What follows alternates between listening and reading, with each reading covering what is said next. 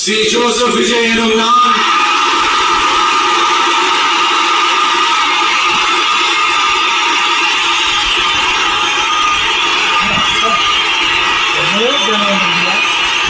சட்டப்படி அமைக்கப்பெற்ற இந்திய அரசியல் அமைப்பின்பால் உண்மையான நம்பிக்கையும் மாறா பற்றும் கொண்டிருப்பேன் என்றும் இந்திய நாட்டின் ஒப்பில்லாத முழு முதல் ஆட்சியையும் ஒருமையையும் நிலை நிறுத்துவேன் என்றும்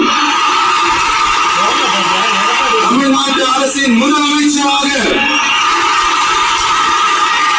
உண்மையாகவும் முழச்சான்றின் படியும் என் கடமைகளை நிறைவேற்றுவேன் என்றும் அரசியல் அமைப்பிற்கும் சட்டத்திற்கும் இணங்க அச்சமும் ஒருதலை சார்பும் இன்றி விருப்பு வெறுப்பை விலக்கி